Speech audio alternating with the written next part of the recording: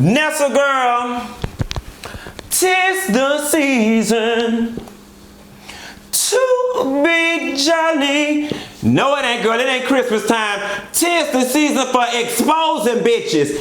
First, it started off the other night with Tammy Roman exposing Jen.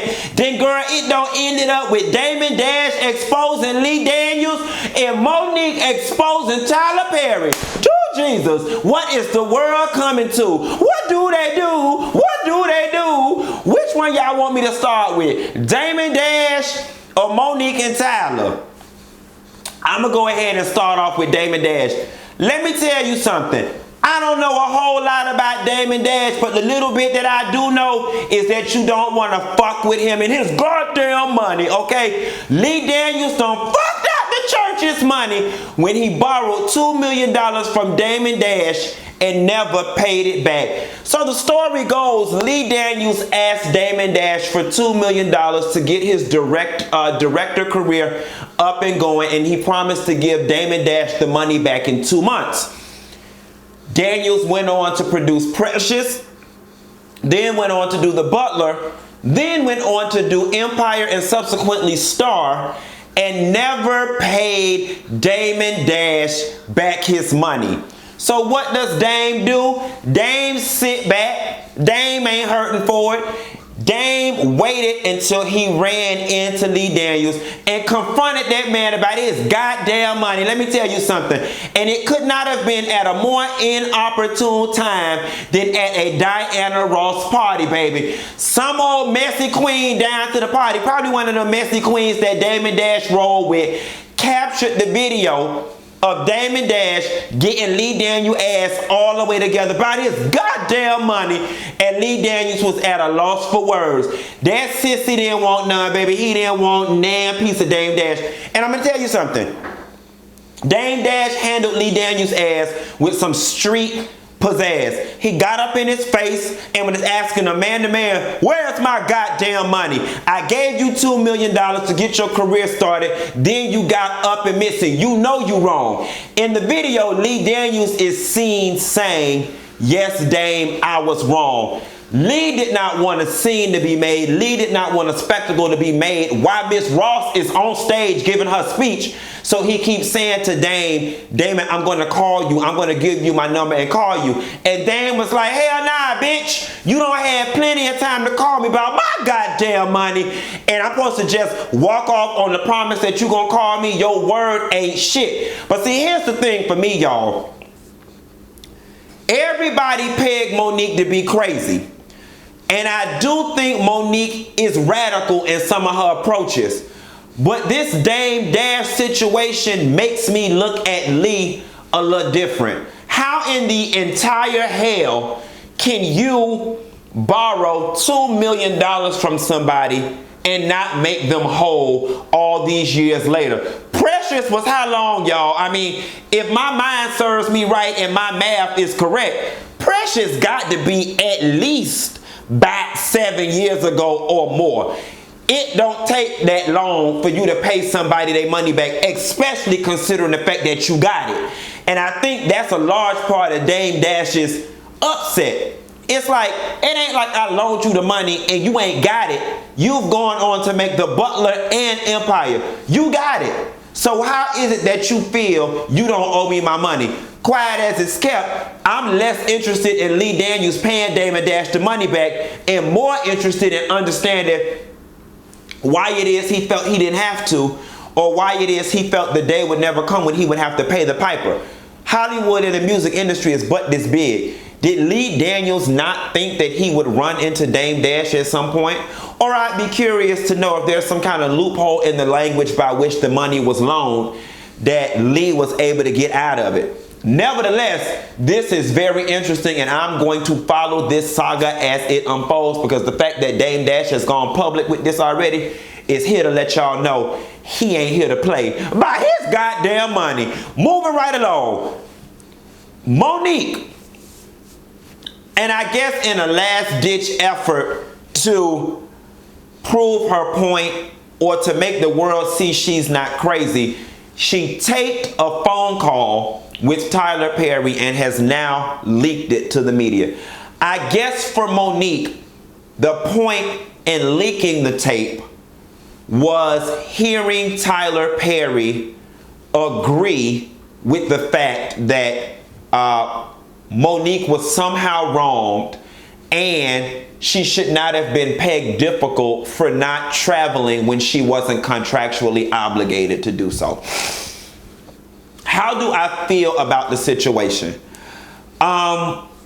While I totally understand wanting to clear your name, I still think Monique was wrong in how she did this, and that she keeps going about things the wrong way, and that she is acting impulsive from a place of emotion and not from a place of strategy. I think Monique is more concerned with being right than she is with making the situation right and working. In the conversation, I'm gonna post a link in the bottom of this video so you guys can see. You hear Monique and Sydney, talking to Tyler Perry, as far as I'm concerned, in a way that is very passive aggressive and manipulative.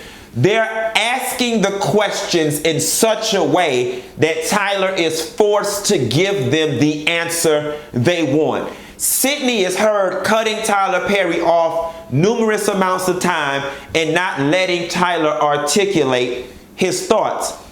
Monique tried to drive home the point that, Tyler, you and I have had nothing but pleasant interactions, so I don't understand why you co-sign that I'm difficult to work with. Please give me the exact example of when I was difficult to work with. And Tyler explains that, Monique, you made things difficult when I had to get in the middle of you, Lee, and everybody else with this saga that you created. Here's my final take on the Monique situation. Because at this point, it's a matter of semantics, okay? I've said this before. Monique's whole point is she did Precious for $50,000 as a favor to Lee Daniels. Because she got paid such a small amount for the movie, she was not willing to do anything extra that typically goes along with the movie, including promoting the movie and going to the different film festivals, okay? And legally, she did not have to, because it was not in her contract. However, in Hollywood, it is an unspoken rule that, you know, if you're part of a movie, you also go and do promotion, and you don't get paid for it, because it's one of those things that hopefully you get paid on the back end in the form of an award, okay? But Monique's position was, bitch, I already did this for you as a damn favor. This little movie, this little indie film you did, leave me alone. I ain't going nowhere. I ain't leaving. And if you want me to go, pay me some more money. It almost as if Monique did the movie as a favor, then when it wrapped was mad about how little she got paid. And so, yes, she became difficult and she wanted people to break protocol. They don't pay for you to go promote. That's just an expected part of the situation. Now, to Monique's credit, her argument is, yeah, bitches don't mind doing free promotion when they're being paid $1.2,800,000. Yeah, bitch, you know, because the promotion is encompassed in that $1 million payout that we got. But for $50,000, hell nah, bitch, not with my goddamn money. And while I understand her frustration, I just don't agree with the way that Monique handled the situation. I still don't agree with what her and Cindy are doing now. And Tyler asked them, what is it that you want? And instead of them giving him a finite answer, then they start speaking all poetically. Well, Tyler, what would you want somebody to do in this situation? And finally, Tyler Perry was like, listen, y'all, I was just trying to call you to see how you was doing, see if we could move forward. And y'all with all this bukaka, you trying to force me and guilt me into saying and doing whatever you want. And I'm not finna do that because Tyler's like, shit, bitch, I'm not playing checkers, I'm playing chess. There are relationships. The overall general Hollywood consensus is that y'all are hard to work with and you fucking crazy, and I'm not about to go against the grain and turn off 60 people over here just to appease 2 over here. And I believe Tyler is right. Tyler gave Monique some very practical advice, in my opinion, which was, you need to follow the track of Octavia Spencer and Viola Davis. Go get you a good role with a good director, make a banging ass movie, and all of this will go away. People will forget. They will say she had a moment. In the words of Whitney Houston, it was one moment in time. And people will forget about it, and rightfully so they would. But Monique keeps rebirthing this thing for the sake of proving some arbitrary point that at this point no one gives a fuck about. In my opinion, she keeps digging the hole deeper. First it's Tyler and Lee and Oprah, then it's Netflix, then it's back to Tyler and Lee and Oprah. And it's just unfortunate because anytime Monique is in the press, it's associated with controversy and not her work or her career or her acting chops or her comedy shows. And that's unfortunate, Monique. Like, you, in the name of activism for some cause that only you understand, are really fucking yourself. And when we thought you couldn't fuck yourself anymore, you betrayed trust and take the conversation and leaked it. Now, Monique, you gotta know at this point, you leaked your Netflix contract information. You leaked this. Sign, seal, deliver, you're done. Nobody wants to talk to you, Monique, because nobody wants to enter into any kind of negotiations, conversations, or pillow talk with somebody who they feel the moment things don't go their way, they're going to blab and run to the press. Not a good look. Not a good look. Monique, like, I really think you need to go talk to Pastor John Gray and Advent. Well, then again, Tammy talked to them, and it made her expose goddamn Jen, Evelyn, and Shawnee. So maybe you don't need to talk to them. You need to go talk to Iyanla, but then again, she's associated with Oprah. You need to call Dionne Warwick and talk to the Psychic Network, or do a seance and bring up Miss Cleo. Miss Cleo, Miss Cleo. I don't think you really know. Miss Cleo might know about this situation. Shout out and pay homage to Milan. Nevertheless, y'all, 'tis the season for exposing bitches. Girl, I got a feeling today is going to be one messy ass day, so I'm going to keep my ear to the streets and my head out the goddamn clouds.